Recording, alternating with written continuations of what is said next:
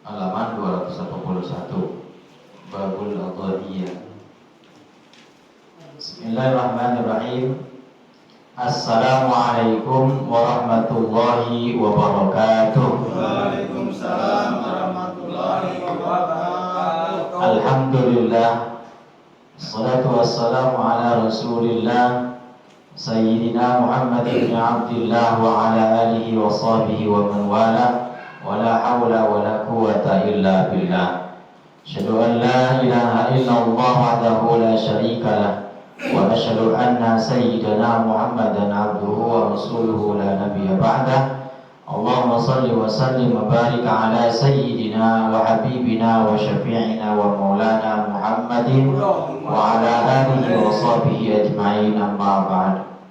Faqad qala Allah ta'ala fi kitabihil karim wa huwa asdaqul qailin. A'udzu billahi minasyaitonir rajim. Bismillahirrahmanirrahim. Yarfa'illahu alladhina amanu minkum walladhina utul ilma darajat. Qala Nabi sallallahu alaihi wasallam, talabul ilmi fariidatun ala kulli muslimin wal muslimat. Hadirin mukarramun, para pengurus TKI Mushola Syariah yang saya hormati, hadirin jamaah salat maghrib yang saya muliakan. Alhamdulillah kita kembali bisa berjumpa dalam rangka menunaikan ibadah wajib kita salat maghrib berjamaah, sekaligus juga menunaikan kewajiban kita yaitu thalabul ilmi. Mudah-mudahan waktu yang singkat ini banyak faedah dan manfaatnya. Lebih kita bahas tentang ibadah-ibadah yang selama ini kita lakukan, dan kali ini pembahasannya tentang hadis-hadis yang berkenaan dengan Babul Adhiyah atau bab berkurban.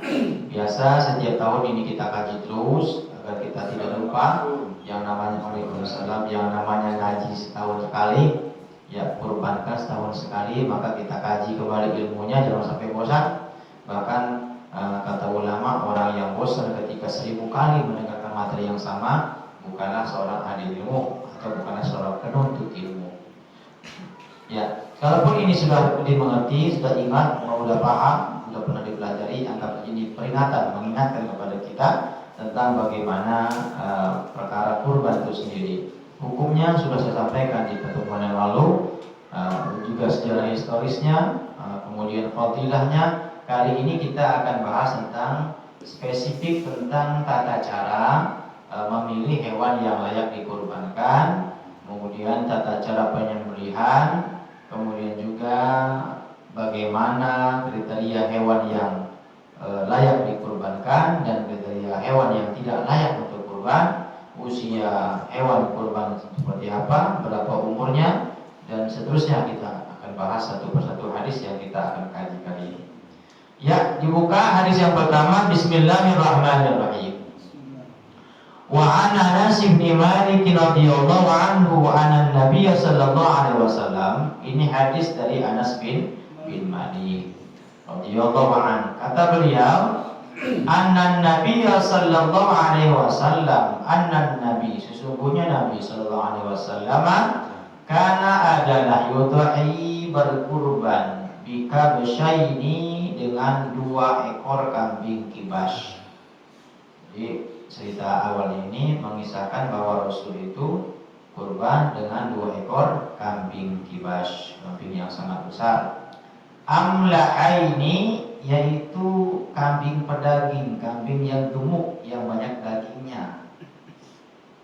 Karena kurban itu ibadah yang istimewa, maka pilihlah hewan yang bagus-bagus. Aqrona ini yang mempunyai 2 tanduk. Akronan bertanduk, akrona ini berarti 2 tanduk. Apa itu? Berarti sapi, unta, kambing, domba 2 tanduk. Kalau tanduknya 1 nggak boleh, ibadah. Hewan ternak yang bertanduk, akrona ini. Wa yusammi, kemudian Rasulullah menyebut asma Allah, baca bismillah maksudnya. Wa yukabbiru, dan lalu beliau bertakbir. Jadi doanya ketika menyembelih itu bismillahi Allahu akbar. Ya, jadi nggak pakai ar-Rahman ar-Rahim, cukup dengan bismillahi atas nama Allah, Allah Maha Besar.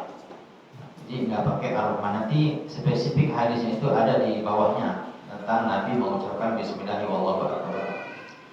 Kemudian kemudian beliau meletakkan, menempatkan apa itu rijlahu, kakinya Rasul diletakkan di mana? Ala atas sifaihima, yaitu atas badan hewan yang ingin disembelih, gitu. Jadi cara nyembelih itu kaki kita itu nempel ke badannya, bukannya gitu, tapi tempel ke badan seperti itu. Ya, penting ditempel di penghujung badannya, pangkal lehernya gitu kakinya. Cara nyembelih seperti itu. Ya jangan saya terus nyembelih, nggak apa-apa, gantian Pak Leti kan, Pak Wiono. Kan saya kan nggak pernah pelit sama ilmu kan, diajarin ngurusin mayit, diajarin memotong hewan, diajarin. Nggak mesti saya, kalau bisa perlu bisa semua nih motong. Besok sambil belajar, liatin caranya, ngerubuhinnya. Gitu.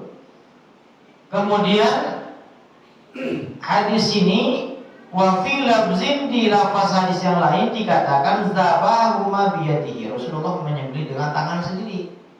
Sunnahnya begitu, kurban itu memang kita sunnahnya nyembelih sendiri, bukan nyuruh saya, bukan nyuruh orang, bukan nyuruh tukang jaga. Hanya dibutuhkan 3 hal kalau untuk menyembelih itu. Pertama ilmu, ya harus tahu tata caranya, teorinya. Kemudian yang kedua tuh keberanian, mental, punya ilmu, nggak punya nyali, namanya bohong. Ngomong doang, diginiin lehernya, coba aja potong leher. Pegang gini ikat, udah. Banyak komentar banyak gitu ya. Ini caranya, tapi siapa kamu takut? Ya. Ngomong, ya gitu. Nyali butuh, termasuk orang yang merubuhin. Jadi kalau kita sama sapinya itu kayak takut-takutan, sapi pun takut Pak. Ya, tapi konyol jangan konyol juga, harus tahu ilmunya, jangan di belakangnya, jangan di sampingnya. Dia harus tahu bagaimana cara ngurus sapi itu, bukan. Kalau kita gak takut, sapinya malah ketakutan. Jadi dibutuhkan mental, nyembelih juga sama. Jadi pertama dibutuhkan itu yang pertama ilmu atau teori, yang kedua nyali, keberanian, ketiga golok. Nggak punya nyali, punya berani, nggak punya golok, sama aja kok. Motor pakai apa? Nah, jadi Rasulullah menyembelih dengan tangan sendiri. Muttafaqun hadis sahih. Wa fi lafzin dalam lafaz hadis yang lain dikatakan samina ini, 2 kambing yang dipotong yang disembelih sama Rasul untuk kurban itu samina ini gemuk. Dua-duanya gemuk semua. Ya, jadi disyariatkan yang gemuk karena ibadah spesial. Wali Abi Awana fi sahih, dalam Abi Awana dalam sahihnya dikatakan samina ini, sinnya pakai sa, samina ini artinya sama, gemuk. Ya. Gemuk. Bil musal lasati badal sin, artinya dengan menggunakan sa menggantikan sin. Jadi samina ini bukan sami tapi samina ini maknanya sama-sama gemuk. Artinya 2 ekor kambing kibas yang gemuk. Wa fi lafzi, dalam lafaz hadis ini dikatakan dalam lafaz Muslim, hadis Imam Muslim, wa yaqulu, dan Rasulullah berdoa ketika hendak menyembelih kambing kibas yang 2 ekor itu, beliau mengucapkan bismillahi wallahu akbar. Di doanya itu bismillahi Allahu akbar. Kemudian nanti disebutkan untuk siapa itu di hadis penghujungnya, dia disebutkan tentang doa ketika hendak menyembelih hewan kurban.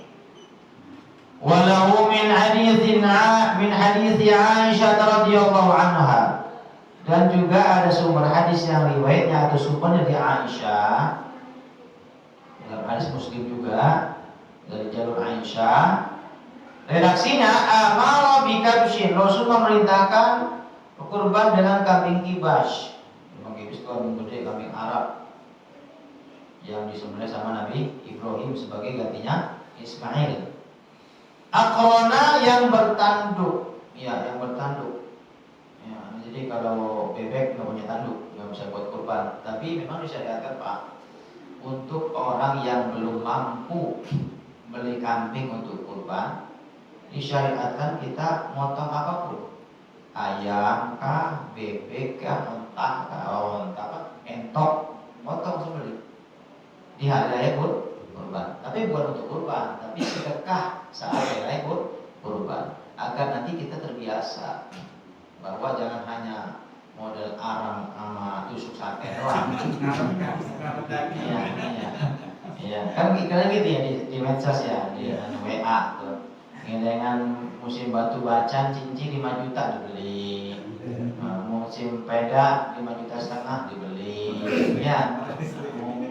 Musim kurban, arang sama batok doang, sama tusuk sate doang, angel. Ya, Mas Sugeng, nggak apa-apa, potong ayam, ya. Bukan berarti itu kurban dengan ayam, itu bukan, tapi kita sedekah di hari raya kurban, gitu loh. Mari kita menyembelih juga, jangan cuma nonton doang. Ya, karena ini memang wilayah kita umat Islam, jadi semuanya merayakan, berkurbanlah dengan hal-hal yang binatang yang tertentukan, tapi sedekah kurbanlah jika kita belum mampu untuk membeli kambing untuk kurban. Potong, sumbangin buat apa? Buat panitia kurban, kan mantap banget itu. Potong entok ya, Pak, yang biasa ya, potong entok di masker dicari-cari, taruh buat sini pengurus yang ngurusin hewan kurban, mantap banget itu. Ya, ngulangin budget ya, panitia.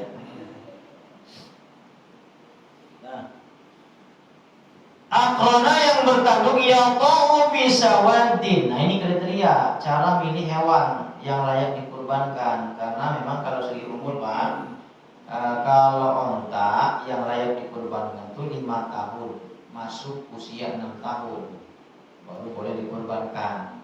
Kalau sapi sama kebo 2 tahun minimal umurnya, atau masuk tahun ketiga, bukan 2 tahun kurang, tapi udah masuk tahun ketiga. Kalau biri-biri domba 1 tahun atau masuk tahun keduanya, gitu loh. Tapi kalau memang nggak ada lagi, domba boleh umur 6 bulan, domba. Tapi jarang lah ya, kan masih banyak yang setahun. Gitu. Masalahnya begini, emang ada yang jualan sapi sama kambing itu yang punya akta kelahiran kambing gitu? Dari mana kita tahu usianya? Ya, mana? Pak, umurnya berapa? 2 tahun belum Pak? Lebih Pak, ini udah 2 tahun 7 bulan 8 hari. Bisa aja mau lihat. Mana kita tahu? Ya kan ada tukang dagang. Iya aja. Nah, kitanya perlu tahu. Nah, ini ilmunya di sini. Nah, buat kita yang kalau saya insya Allah ngebeliin buat di sini mah udah masuk usia semua. Masa saya ngasih yang nggak masuk kriteria. Pertama, ciri yang layak dikorbankan itu ya tentunya akrona bertanduk. Yaqa'u fi sawadin. Jadi kakinya itu udah mulai hitam Pak, sepatunya kambing jadi mulai hitam. Kalau masih kemerah-merahan masih baik, itu cirinya belum layak. Kakinya itu, sepatunya itu yang keras itu. Kalau masih kemerah-merahan, masih bocah itu, belum cukup umur. Tuh, jadi sepatunya lihat. Kemudian yang kedua, waya beruku fi suwadin, yaitu mukanya belang. Udah mulai belang, mulai ganti bulu. Ganti bulu bayi jadi bulu remaja. Jadi kelihatan ada perubahannya di wajahnya. Ketiga kriterianya adalah wayat zurufi sawadin, matanya udah mulai hitam, bola matanya itu. Jadi yang tadinya ada kayak celong-celongan kayak mata bayi kan ya, kalau udah hitamnya agak pekat berarti udah cukup umur itu. Itu kriteria cara milih hewan kurban. Jadi nggak boleh sembarang. Fa'udiyah maka Nabi datang, bihi menghampirinya, waliyudhiyya bihi. Kemudian Rasul menyembelih hewan tersebut. Faqala laha, saat hendak menyembelih beliau berkata laha Aisyah, ngomonglah Rasul kepada Aisyah, ya Aisyah, wahai Aisyah, halumi al-mudiyata, ambilkanlah bagiku al-mudiyah, yaitu pisau atau golok. Aisyah, ambilkan aku sebilah pisau. Summa kemudian kata Rasul, summa qala, Rasul berkata, ishhadiha bihajarin. Aisyah, asahlah pisau itu dengan batu asahan. Asah. Jadi Rasul itu memerintahkan ke istrinya untuk ngasah golok. Istri Nabi biasa ngasah golok, Pak. Memang kalau kita praktekin sunnah ini, bini kita suruh ngasah golok, nggak ribut urusannya. Laki PA, bini suruh ngasah golok. Padahal mah sejarahnya ada. Itulah bedanya bini Nabi sama bini kita, Pak. Kalau bini Nabi itu biasa membantu pekerjaan suami, itu biasa. Contoh, Aisyah itu terbiasa ketika Nabi hendak pergi keluar, ontanya udah beres, dimandiin, diiketin, kasih makan, ontanya sebelum dipakai sama Nabi. Ya, kalau kita kiaskan ke kita, harusnya bini kita itu, kan onta nggak ada tuh, motor, bini kita pergi di motor tuh, harusnya. Tapi kalau pengajian ibu-ibu, mana ibu-ibu apa-apaan? Padahal kan kisahnya ada. Masa ngaji ibu-ibu, oh enak aja muncul motor nih. Jarang ya. Itu perbedaan bini kita sama bini Nabi. Nih, Fafa ada, buktinya Fafa ada. Maka Aisyah melakukan, ngambil golok, ngasah golok Aisyah. Istri Nabi lah, yang disamain beda lah. Kemudian Rasul mengambilnya golok tersebut, lalu membaringkan itu hewan yang ingin disembelih, ditidurkan. Kemudian disembelih oleh Rasul itu kambing kibas tersebut. Kemudian Rasul bersabda, Rasul berdoa, apa doanya? Bismillah, atas nama Allah. Lalu Allahumma taqabbal min Muhammadin wa ali Muhammadin wa min ummati Muhammadin. Tsumma tuhaya, kemudian beliau menyembelihnya. Inilah yang kemarin ikut ramai itu. Setiap tahun terus saya bahas bilangnya. Hadis yang dipakai sama UAH itu, ini hadisnya Pak. Kan saya nggak bohong, makanya saya nggak usir di grup. Tapi kalau ada salah saya tegur. Nggak busa-busa tiap bulan ngebahas ini, di-share lagi. Percuma dong ngaji mas saya. Buat apa ngaji kan ya? Iya. Coba perhatikan. Yang dipakai sama orang yang katanya boleh satu kambing untuk satu keluarga, ini hadisnya saya kasih tahu. Dia paham nih. Ini hadis yang dipakai sama orang yang bersikukuh bahwa satu kambing boleh buat rame-rame. Perhatikan, ayo bahas lagi di bab doa yang paling ujung, perhatikan. Oke, secara logika kita gunakan di sini, secara harfiah apa adanya terjemahannya. Nabi ketika hendak menyembelih seekor kambing kibas itu doanya apa?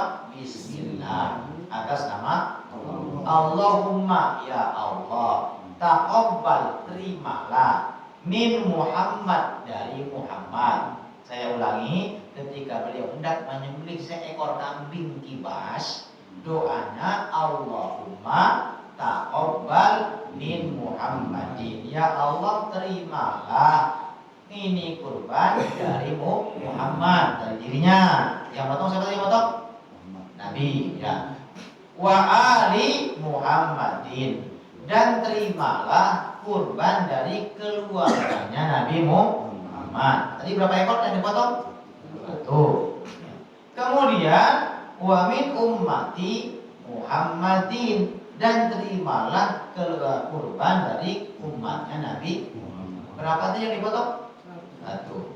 Wah, kita oke, saya ngikutin dah alurnya orang yang begitu ya, yang ustadz yang tenar-tenar itu.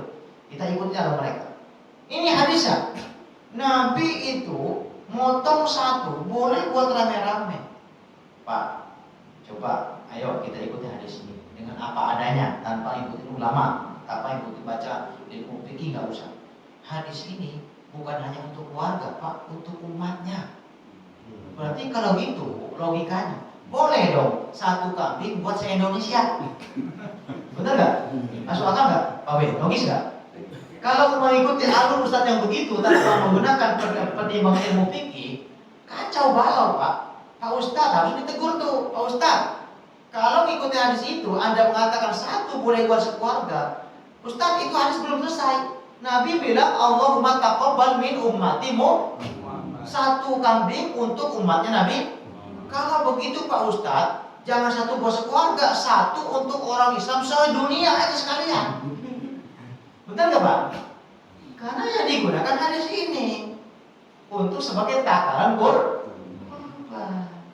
Maka tidak relevan, inilah fungsinya ngaji langsung begini Pak. Tapi kalau ngaji langsung boleh diamali. Saya kadang sakit hati begitu. Ngaji sama kita, curhat sama kita, nanya sama kita. Besok-besok yang di share berarti nggak ada faedah sih dengan ini. Saya katakan nari ilmu itu yang bersanad, yang bawa kitabnya jelas, bukan yang cuap di sebentar berapa detik itu. Apa ya? Bukan marah ini. Soalnya saya pikir ini setiap tahun saya bahas, masa nggak paham sih? Satu kambing bos keluarga. Ya, nanti kita bahas lagi ini. Baik, sebelum saya teruskan hadis yang berikutnya, ayo saya buktikan tentang takaran hadis berapa sih satu-satu untuk berapa orang. Ayo Bapak buka di hadis yang terakhir. Yang terakhir dari ini dia masuk dari Ali bin Abi Thalib. Bukan, dari Jabir bin Abdillah. Yang paling akhir hadisnya. Bagaimana? Ada ketemu? Dari Jabir. Nah, ayo. Ketemu? Wa'an Jabir ibni Abdillah, dari sahabat Jabir bin Abdullah radhiyallahu anhuma, semoga Allah meridai keduanya. Qala, beliau siapa sahabat Jabir berkata, naharna, kami berkurban bersama siapa? Ma'a Rasulillah, bersama Rasulullah. Kapan? Amal Hudaybiyah, di tahun Hudaybiyah. Kami kurban bersama Nabi saat tahun Hudaybiyah. Artinya saat peperangan Hudaybiyah. Tahun dulu itu belum ada tahun seperti sekarang. Jadi tahun itu sesuai dengan musim. Musim Hudaybiyah tahun Hudaybiyah. Musim ketika Abraham mencurkan Ka'bah namanya musim gajah, karena mereka pakai tentara gajah. Kalau musim janda berarti tahun janda begitu. Jadi kami berkurban saat tahun Hudaybiyah, kata sahabat Jabir bin Abdullah, al-badanata, satu ekor onta, an sab'atin, untuk 7 orang. Onta. Wal baqarata, dan satu ekor sapi, an sab'atin, untuk 7 orang. Nah, ini takaran namanya. Hadis tentang peruntukan satu ekor sapi itu untuk 7 orang. Gampang sekali hitungnya. Kalau satu sapi untuk 7 orang, berarti satu ekor kambing untuk 1 orang. Masa gua 7 orang lagi? Masuk akal nggak? Ini dalil tentang takaran, bahwa satu ekor kambing itu 1 orang. Kalau sapi 7 orang, kalau onta 7 orang. Begitu. Harusnya pakai hadis ini Pak Ustaz. Tapi memang fikihnya begini, fikihnya ini hadis, fikihnya begini.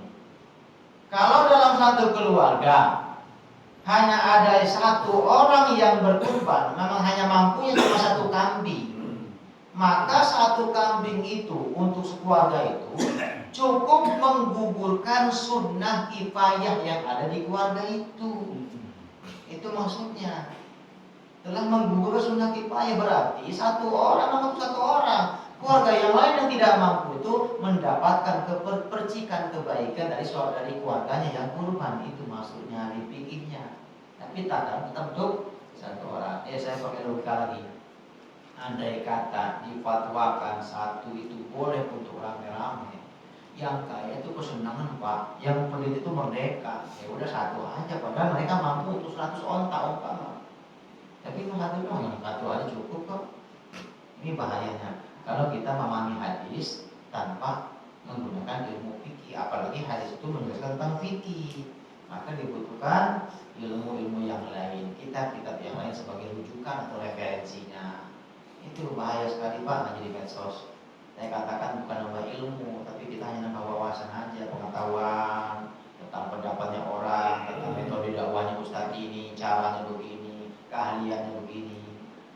Makanya saya suka heran ya sama Ustadz tuh, kadang-kadang dia itu hanya hafal hadis, hafal Quran, tapi sok-sok ngerti fikih.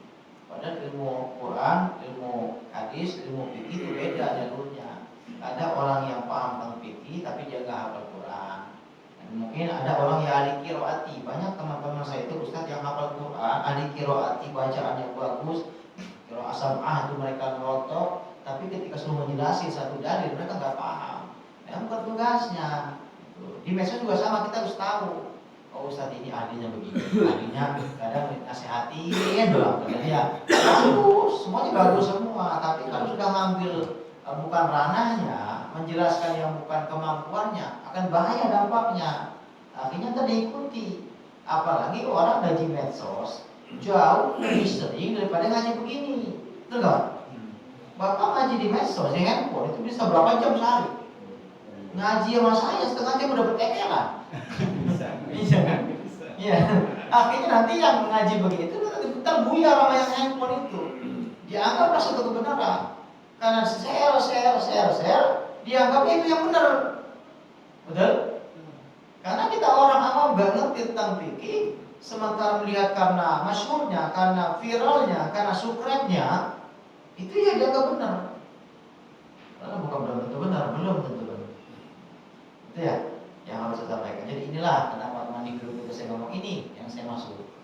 Kalau kita datang lagi memahami hadis ini, satu untuk keluarga sekalian aja. Toh hadis ini bilang satu untuk umatnya Nabi kok. Kalian aja besok satu ekor aja, ntar DKM aja kurban untuk semuanya.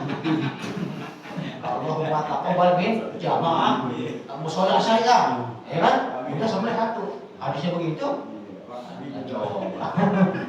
Angel ya, angel.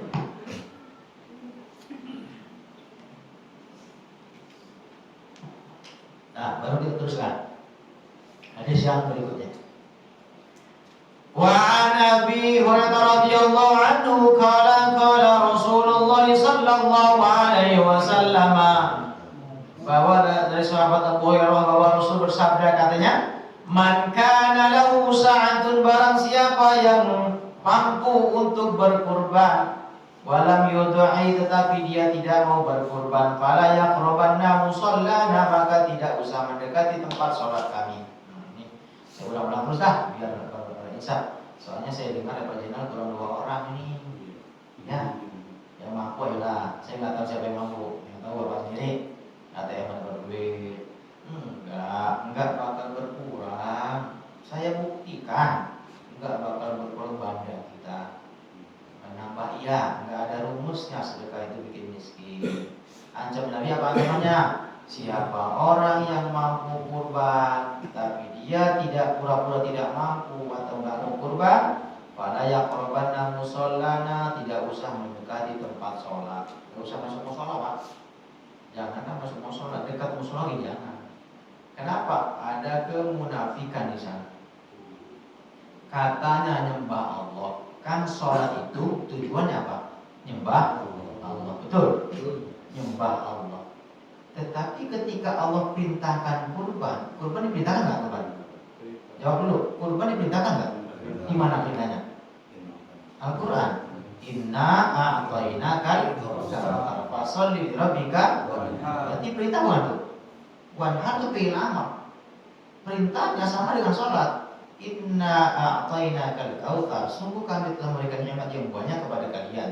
Fasholli, maka sholatlah. Li rabbika, karena Tuhanmu. Perintah sholat itu sifatnya fi'il amr, perintah. Wanhar, dan berkurbanlah kamu, itu juga sifatnya perintah. Jadi 2 perintah ini disekaligus,kan digandengkan, perintah sholat dengan perintah. Nah, disambungkan dengan hadis Nabi, nggak usah dekat tempat sholat kami. Karena itu Anda sholat mau rajin sebelum azan sampai masjid, sampai musola, tapi ketika diperintahkan kurban belakangan datangnya, ya kan? Aku ditagih Pak Jena kurban. Berarti kata Rasul apa? Munafik. Itu maknanya munafik itu. Kalau yang korban musola itu maknanya esensinya munafik. Sholatmu nggak ada artinya. Bagi yang mampu ya, bagi yang mampu.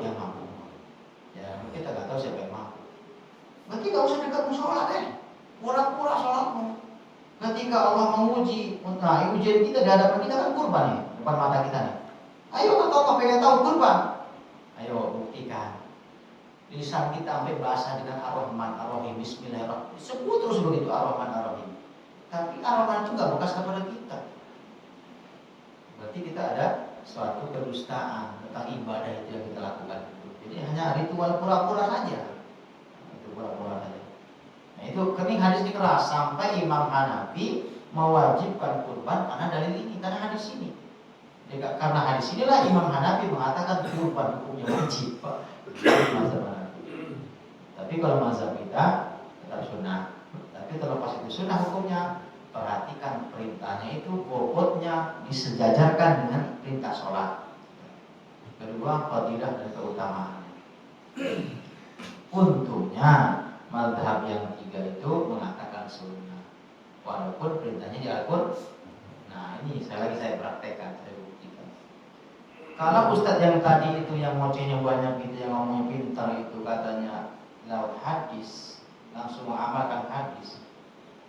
Kalau kita juga memahami Quran tentang kurban itu tanpa fikih, kita bisa wajibkan kurban, Pak. Karena perintah kurban itu di Al-Qur'an.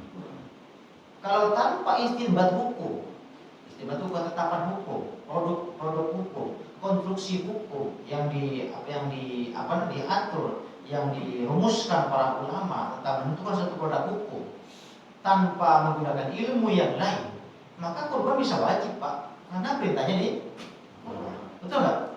Inna a'tainakal kautsar fasholli li rabbika wanhar. Berarti wajib dong. Ayo, bahaya toh kalau kita hanya menerjemahkan Quran langsung diamalkan. Hadis berikutnya.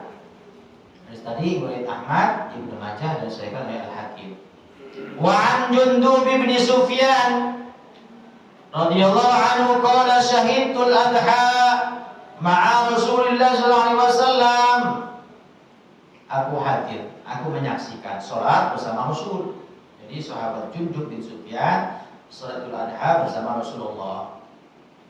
Falamma qada salatahu bin nasi nazara ila ghanami qad dhubihat. Falamma tatkala waktu selesai salatahu salatnya bin nasi bersama para sahabat yang lain, nazara ila Rasul melihat ila kepada ghanami kambing qad yang sungguh dhubihat telah disembelih. Jadi Nabi pulang salat Idul Adha mendapati orang udah nyembelih kambing duluan. Ceritanya begitu. Padahal salat baru kelar. Apa kata Rasul? Faqala, man siapa orang dzabaha berkurban atau menyembelih qabla sholati sebelum salat Idul Adha dilakukan, falyadbah maka hendaknya dia menyembelih kembali syatan seekor kambing makanan sebagai gantinya. Artinya apa? Tidak sah. Kalau motong hewan kurban sebelum kelarnya sholat Idul Adha dilakukan, maka itu sedekah biasa, bukan kurban. Karena waktu kurban itu setelah kelar sholat Idul Adha sampai di hari tasyrik yang ketiga, tanggal 13 bulan Zulhijjah sebelum asar. Kalau udah asar udah habis di hari ketiga tasyrik itu. Jadi tanggal 10, 11, 12, 13. Tanggal 13 itu maksimal sebelum asar. Udah asar udah nggak boleh kurban lagi. Kalau ini boleh ya udah biasa, bukan kurban namanya. Tanggal 10-nya harus setelah selesai sholat Idul Adha, itu baru sah kurbannya. Itu makna di sini muttafaqun alaih. Lanjut, kita kelarkan sedikit hadis banyak. Wa 'anil Bara' bin Azib radhiyallahu anhu qala qama fina Rasulullah sallallahu alaihi wasallam, berdiri di tengah-tengah kami Rasul sallallahu alaihi wasallam. Qala maka Rasul bersabda, arba'un, ada 4 kriteria la tajuzu, hewan yang tidak boleh fit duhaya dikurbankan. Ada 4 kriteria hewan yang enggak boleh dipotong untuk kurban. Yang pertama al-awra'ul bayyinu awaruha, yaitu hewan yang buta sebelahnya atau buta dua-duanya. Sebelahnya aja nggak boleh, apalagi dua-duanya. Matanya buta nggak boleh buat kurban. Sah. Kalaupun dipotong saya sedekah biasa. Yang kedua wal maridatul bayyinu maraduha, yaitu hewan yang sakit yang jelas sakitnya. Nomor Makanya kalau saya nyari buat syariah itu pasti yang galak-galak, yang agresif, jangan yang menang. Bagian gemuk terbenam, awas cacingnya. Gemuk badannya, tapi pasti sebelah ada cacing hatinya. Ya. Tapi insya Allah kalau yang sehat itu makan yang lengkap, pergerakannya aktif, itu sehat, menandakan sapi sehat atau kambing sehat. Yang keberapa tuh? Yang kedua. Wal arja'ul bayyinu dhulamuha, dan juga tidak boleh memotong hewan yang tulangnya patah. Tulang susunya patah, nggak boleh. Mau tulang kaki, mau tulang tangan, itu nggak boleh disembelih. Kalau patah pengkor, pincang, jangan, harus yang seger. Wal kabiratul lati la tunqiya, atau juga nggak boleh menyembelih hewan yang luka sampai keluar sumsumnya, nggak boleh sampai kelihatan tulangnya punya, sampai tulangnya itu kelihatan putih. Tapi kalau cuma kulitnya lecet nggak apa-apa wajinan. Tapi kalau sampai tulangnya kelihatan, itu nggak boleh disembelih untuk kurban. Hadis Imam Ahmad dan Al-Arba'ah disahihkan oleh Tirmidzi dan Ibnu Hibban. Berikutnya, wa an Jabir radhiyallahu anhu qala Rasulullah sallallahu alaihi wasallam, la tazbahu illa musinna, janganlah kamu berkurban, menyembelih hewan kurban illa musinnah, kecuali hewan yang sudah berumur 2 tahun. Illa, terkecuali ta'suru alaikum, kalian tidak mendapatkan hewan yang berusia 2 tahun. Fatazbahu, maka berkurbanlah jaza'atan minadh dhani, yaitu dengan seekor biri-biri yang umur setahun, usia setahun. Domba setahun boleh. Jadi kalau unta berapa? 5 tahun. Sapi, kemudian apalagi kerbau 2 tahun. Kalau domba biri-biri setahun boleh. Rawahu Muslim. Wa an Ali bin Abi Thalib radhiyallahu anhu qala amarna Rasulullah sallallahu alaihi wasallam, kami diperintahkan Rasulullah sallallahu alaihi wasallam an nastashrifa al-aina wal udna.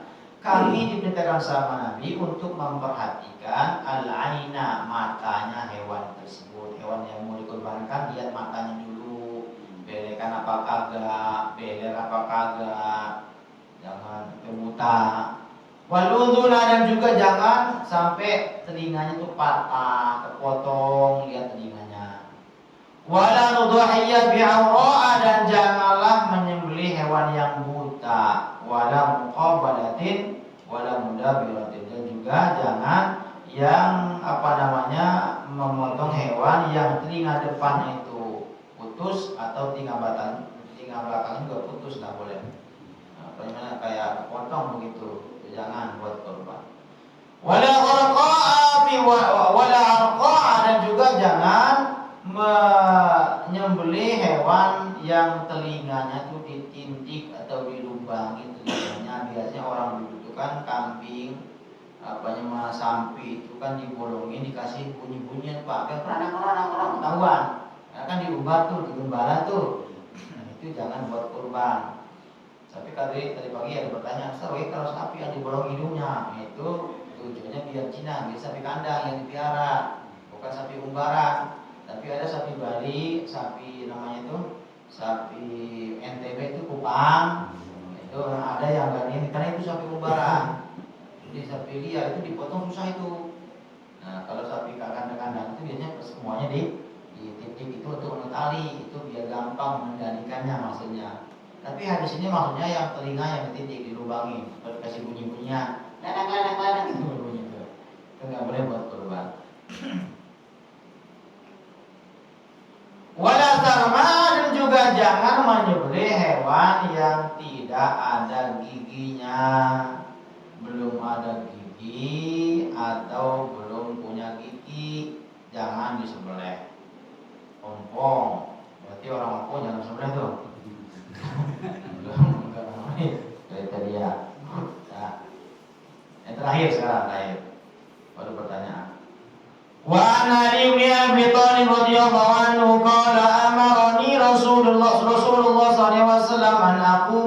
ala budnihi, aku diperintah sama Rasul an aquma untuk menyembelih ala budnihi seekor ontanya. Aku diperintah Nabi untuk menyembelih ontanya Nabi, maksudnya begitu. Jadi Rasulullah itu terbiasa menyembelih sendiri. Tapi kalau beliau nyuruh kepada orang untuk menyembelih, maka yang dipilih Sayyidina Ali bin Abi Thalib. Maksudnya apa?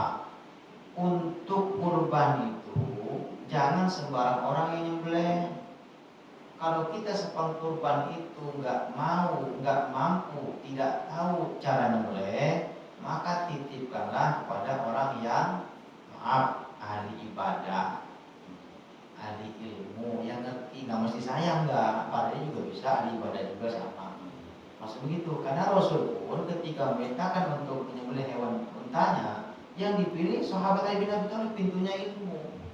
Maksud saya, banyak di masjid yang lain tuh, musola yang lain tuh, suka nyuruh tukang jaga nyembelih hewan kurban.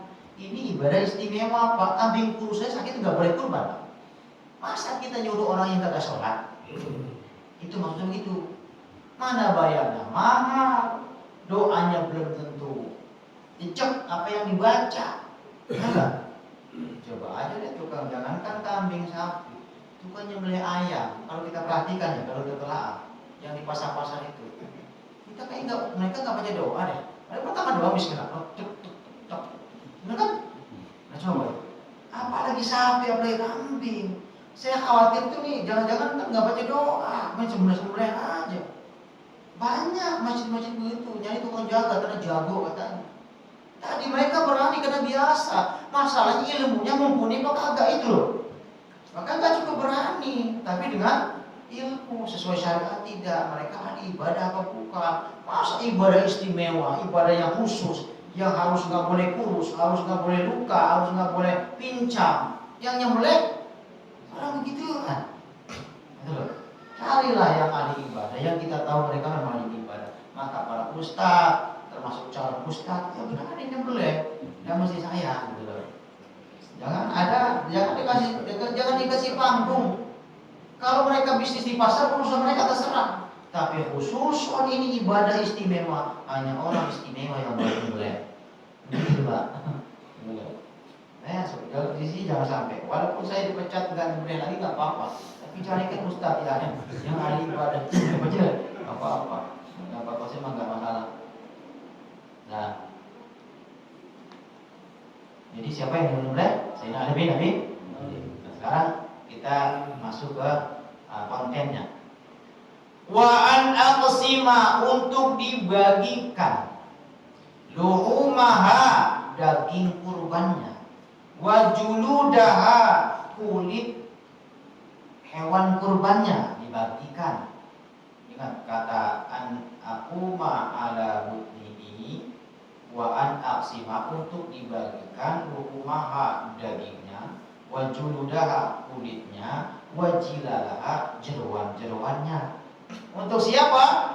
Alal masakin, untuk fakir miskin, untuk tetangga, untuk orang yang kurban. Sepertiga boleh dimakan, bahkan disyariatkan, disunnahkan kita yang kurban itu makan daging kurban kita, bukan punya orang. Maka di kita itu masuk paling rapi. Saya suka sebar kemana-mana. Di tempat saya, biar kata musolanya kecil, tapi pemotongan hewan kurban rapi kata saya. Maka jangan dicemarin, kasih bohong di masjid yang lain. Dan begitu, karena di kita itu nggak ada yang potong-potong kaki, nggak ada kan? Tempat lain masih rebut-rebutan kaki, rebut-rebut torpedo, masih ada. Kita nggak ada. Ada begitu, jangan suruh panitia pecat. Biar tahun depan jangan lagi. Ada orang yang begitu saya katakan, jangan suruh jadi panitia. Jangan, recokin. Kita sudah rapi di sini Pak, bagus sekali. Saya katakan di mana-mana saya taklim sampaikan. Tempat saya ada percontohan. Kulit tempat lain tuh malam-malam sebelum Idul Adha, malam takbiran itu udah pada dipanjer-panjerin. Itu haram jadah Pak. Jangan kan bab kurban, bab jual beli gak sah itu. Lah orang sapi masih hidup, kulitnya udah laku, coba bayangin. Lah coba.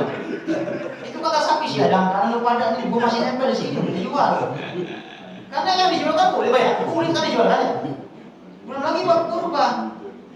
Jangan, pokoknya kita udah bagikan saja. Kalau ada yang datang, ini jatahnya merbot, udah gitu aja udah. Ada tengkulak, silakan berhubungan sama merbot, jangan sama panitia nggak jual macam-macam. Tempat lain masih kebingungan, Pak Ustaz, bagaimana kalau merbotnya nggak itu alasan. Jadi diputar-putar sama dia, biar dia bisa jual kulit. Ya, kita jangan biasakan. Saya katakan jangan coba-coba yang menjual kulit di sini. Bagikan saja ke siapa, ke saya mau apa ke saya. Ini nggak saya nggak ada. Ke fakir miskin kasihkan Pak, ke merbot kita siapapun. Nah, kalaupun umpama mereka yang kita kasih itu mereka nggak tahu jual kemana, kita bisa wakilkan. Kita wakilkan dia untuk kita untuk menjualnya, duitnya kasih dia langsung. Tapi betulnya wakil ya, wakilkan dia, bukan kita ingin jual langsung. Tapi untuk rapihnya, bagusnya langsung berikan. Nanti ada tengkulak, ke sana udah dibagi 5 menit. Panitia sudah beres kerjaannya. Silakan berhubungan dengan dia. Itu udah haknya dia. Mau dia samak, mau dia makan, mau dia jual, urusan dia. Tapi kita sudah memberikan haknya. Itu ya, Pak Jenderal. Jangan pernah dirubah lagi seperti itu. Asal orang yang bikin recok, jangan dipakai, keluarin dari sini. Jangan coba-coba merecok di musola. Itu sudah rapi sekali urusannya. Jadi yang berikutnya yang saya sering sebarkan kemana-mana, di saya itu agar syariatnya tepat, yang kurban itu makan daging dia, ya hewan, maksudnya daging hewan kurbannya, sehingga ketika sapi dipotong itu langsung dipisahkan satu paha belakang, ditulis nama 7 orang yang kurban itu, sehingga tepat yang dimakan emang daging sapi dia, yang dimakan emang hewan kurban dia, bukan banyak orang. Tempatnya nggak begitu Pak, ya habis semua orang. Padahal sebenarnya dia makan daging hewan kurban dia, gitu loh. Kambing juga sama, 1 orang kan kambing, berarti paha belakang untuk 1 tulis setiap yang kurban kambing, kasih langsung. Bila perlu sebelum kita bagikan yang kurban kita antar dulu. Itu udah rapi sekali, itu bagus banget. Kita paling rapi karena membenarkan itu susah Pak. Untuk di kita pada dulu sama saya, di luar sana Pak, ngaji besok begitu lagi. Sapi udah dipotong itu kakinya bisa jalan-jalan langsung bawa betul di WC namanya kita nggak ada begitu, jangan dirubah. Masuk kelas sapi. Iya betul.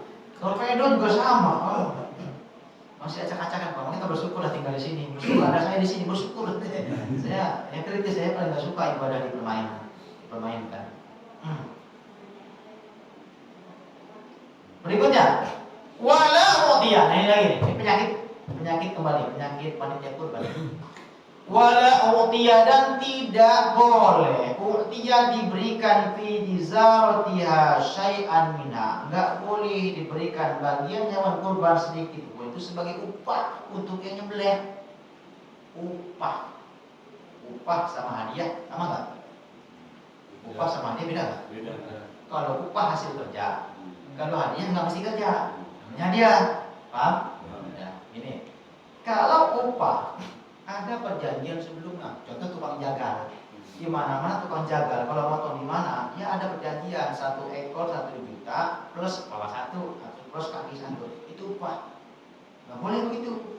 Nggak boleh menjadikan bagian hewan kurban itu sebagai upah untuk si penyembelih. Sekarang kita ganti duit. Di kita rapinya, untungnya dipisahkan antara uang operasional, betul, dengan uang sapi. Ya. Uang sapi yang 3 juta itu jangan dibuat untuk apapun. Itu full. Kalau dipotong namanya nyaloin, nggak boleh. Dipotong nggak boleh. Jadi untuk upah si pemotong itu dari uang operasional itu, yang berapa harganya? 150. Kali 7 orang itu. Dari situ. Kalau kita ngambil dari uang patungan 3 juta, ingat niatnya orang kurban nyembelih kurban itu 3 juta kali 7, 21. Dia pengennya harga sapi 21. Maka dipisahkan saja uang operasional dengan uang. Jangan mengurangi uang harga. Kalau kita mengurangi uang harga berarti kita sudah mengecilkan takaran volume sapi itu, bobot sapi itu. Itu repotnya. Makanya kita penting dipisahkan. Nah, jadi nggak boleh. Kalau masih upah, jangan dari bagian patungan 3 juta. Yang itu tidak bersama, bukan upah. Ada ngasih hadiah dari kalau saya kan nggak merasa upah. Nah sekarang begini, umpama setelah selesai saya motong atau si pemotong telah nyembelih, muncul Pak Idir datang, Pak Ustadz mau kaki enggak? Mau. Nah itu bukan upah, tapi hadiah. Karena saya nggak punya perjanjian sebelumnya, toh betul? Saya nggak pernah berjanji dan saya nggak pernah minta. Dikasih seterima enggak ya? Ya udah, gitu loh. Paham? Itu boleh hadiah, tapi kalau ada perjanjian 1 ekor ini dapat ini dapat itu namanya upah. Boleh seperti itu. Dan kita udah rapi, karena saya motor pun nggak pernah minta sekian, nggak pernah minta malah kan? Ya kalau dikasih ya terima, enggak ya abang, enggak ya abang, enggak ya apa? Jadi beda Pak ya. Jadi kita rapi sekali, paling rapi seperti di kita nih, paling rapi benar, semuanya rapi, kakinya rapi, kulitnya rapi. Tapi nggak tahu kalau besok kebanyakan nggak tahu dah. Tapi tetap pertahankan, umpama besok ada 100 ekor kurban sapi umpama, tetap seperti itu, jangan berubah. Nah itu saja. Ini hadisnya muttafaqun alaih, hadis sahih. Jadi jangan pernah keluar dari jalur itu. Jangan pernah terima panjangan kulit, jangan. Allah a'lam bishawab. Ada pertanyaan? Panitia silakan bertanya. Kalau tiap tahun udah jelas ini udah. Ini nggak apa-apa biar ingat. Macam poin Langsung aja Pak. Tadi batas memotong hewan kurban asar. Kalau batas membagi itu lewat asar nggak apa-apa. Atau harus di ini Pak Ida poin. Asar itu di hari terakhir. Iya, asal yang tadi. Iya. Membaginya di hari Nggak masalah, nggak masalah. Yang penting Motongnya, betul. Baginya nggak masalah. Terus tadi cerita tentang hadiah dengan upah ya. Kalau panitia, saya dulu di awal kali di sini untuk panitia itu kan ada di sini setelah generasi terakhir panitia akan membantu aktif panitia diberikan semacam itu apa namanya itu hadiah fasilitas diberikan kan gitu. Nah itu masuk kategori boleh atau tidak. Kita dulu pernah di sini udah pernah juga, jadi kita dapat seperti itu justru dari pandangan awal sekali. Ya kan kita bisa mengajukan tempat lain dari seperti Pak Ustadz dapat dari tempat lain kemudian kita bagi sama panitia. Yang kita tuh pernah lakukan itu. Tapi generasi kemarin karena teman-teman yang lain pernah melihat di tempat lain seperti itu. Katanya nggak apa-apa buat panitia dikasih semacam upah atau apa sebutannya ya. Terus saya tanya misalnya di Papan Mas sama adik saya kan ada di situ. Itu juga diberikan. Tapi saat itu udah ngobrol sama para pekurban, memang panitia itu diberikan dan sudah izin. Terus saya bilang kenapa nggak ada dari tiga bagian itu, jadi yang benar-benar punya si pekurban. Kalau dia yang sudah dapat kemudian diberikan itu namanya kan bukan dari punya si pekurban, artinya punya yang tiga berdua aja kan, bukan yang dari yang sepertiga. Tapi dibilang itu udah izin kalau yang memotong dia juga, yang korban dia juga. Jadi panitia digaji dia juga gitu. Jadi kalau gitu kan dia dapat 1/3 punya dia dapat lagi satu bagian yang sama lah. Yang sebagai panitia karena dia sebagai panitia. Itu gimana? Itu jatuhnya apa? Apa hadiah atau apa? Kalau panitia dapat seperti itu. Kan kita dulu pernah pakai. Akhirnya kita dapat kambing tuh, kita dapat kambing dari semua saya yang pernah kita potong 2 bahkan. Terus kita punya satu lagi Pak RW dulu punya tempat langganannya ngasih harga murah. Nah 2 itu yang kita pakai untuk panitia. Kan pernah masalah kayak gitu Pak. Nah ini sekarang fokus ke pertanyaan tadi, ini masuk kategori boleh atau tidak yang diberikan kepada panitia satu kampung? Ya untuk masak ya, masak bukan. Di panitia untuk masak kan beri timbangan Mas. Enggak, kan gini, kita kan kalau panitia dan dan orang yang membantu panitia sampai sore, mereka tuh dapat satu kantong. Itu hadiah. Di luar yang umum diberikan. Betul. Kita masih gitu kan ya? Iya. Nah, yang terakhir begitu semua. Karena beliau ini termasuk dulu, ini kan terjadi ini di saat masih ada Pak Huda dulu masih di sini, artinya udah lama. Cukup lama. Dia ngambil afiliasi atau referensi di tempat-tempat lain. Tadi saya bilang, saya kebetulan baru nanya di satu tempat di Papan Mas, kemudian ada saya di situ. Dia melakukan yang sama, tapi dia udah izin sama para pekurbannya. Cuman yang saya tanya, kenapa nggak ada 3% yang jatahnya si pekurban, tapi jatah yang bukan itu? Jadi gimana Ustaz? Kita melakukan itu loh kan, kita kan cerita rapi. Nanti pada saat kita bilang rapi ternyata ada sesuatu yang kurang kontra. Oh di kita ini kita cerita di kita nih Ustaz. Iya. Kita melakukan itu. Jadi kita dapat 2 bagian. Iya, akhirnya panitia dapat bagian panitia. Iya. Gitu. Kalau yang lain kan udah dibagi semua nih. Panitia ada berapa nih kata yang dapat lagi. Iya. Nah, dapat lagi itu sebagai panitia. Iya. Kerja lagi ya kerja. Iya. Ya pekerja. Ya, ambil, Kalau makan dan sebagainya itu memang udah biasa. Gini Pak Edwin, sifatnya gini. Kalau yang namanya upah, ingat ketika kita hendak bekerja dulu, upah itu dikasih tahu nggak sebelumnya? Gaji kita. Iya. Kasih tahu kan? Itu jelas. Paham kan? Jadi kalau dari awalnya nanti dijanjikan dapat sekian, itu namanya upah. Tapi kalau pemberian itu hadiah. Tidak ada perjanjian sebelumnya. Kalau siapapun yang jadi panitia nanti dapat 1 kantong, itu upah namanya. Itu upah. Tapi kalau umpama tidak ada perjanjian sebelumnya, itu betulnya hadiah saja. Sama dengan saya. Saya dapat hadiah kaki, kan? Ya, tapi ini saya nggak ada perjanjian sebelumnya. Terus kan pulang diantar lagi saya sama panitia kan, sama double kan ya toh. Tapi saya ada perjanjian dengan saya. Masih hadiah. Itu hadiah sih Pak. Boleh. Tapi kalau upah itu sesuatu yang wajib. Karena kalau nggak dibayar itu zolim. Itu upah Pak. Orangnya boleh, tukang jaga kan, kita janjikan sekian, nggak kita kasih, marah nggak dia? Karena sudah ada perjanjian sebelumnya. Tapi kalau sifatnya hadiah, boleh. Baik. Daging kurban, sepertiga untuk yang kurban, gitu? Sepertiga untuk dibagikan alil masakin, untuk fakir miskin, sepertiga dibagi untuk hadiah. Hadiah itu bisa untuk non muslim, yang dulu pernah saya katakan nggak boleh, tapi karena saya pelajari fikihnya itu boleh, karena di penjelasan fikihnya itu ketika darah sudah mengalir, maka daging itu sifatnya ibadah sosial, hablum minan nas, maka dibagikan. Maka boleh non muslim boleh bagi, dapat kebagian hewan daging kurban. Syaratnya yang muslim kebagian semua. Tetangga, karena babnya bab tetangga. Orang kaya yang mereka sering makan daging boleh dikasih, karena mustahik daripada daging kurban itu tidak terbatas seperti mustahik zakat yang harus begitu ya, harus namanya dulu Pak, nama nasnah. Beda dengan daging kurban. Jadi hadiah itu ada peruntukannya, Win. Sepertiga daging kurban itu untuk yang kurban, kalau dia bukan kurban nazar. Sepertiga untuk fakir miskin, sepertiga untuk hadiah. Hadiah tanpa ada perjanjian sebelumnya. Kalau 1 kantong dapat itu karena merupakan ada perjanjian dari ketua DKM atau ketua panitia kepada panitia, siapa yang di panitia akan dapat sekantong, itu upah namanya.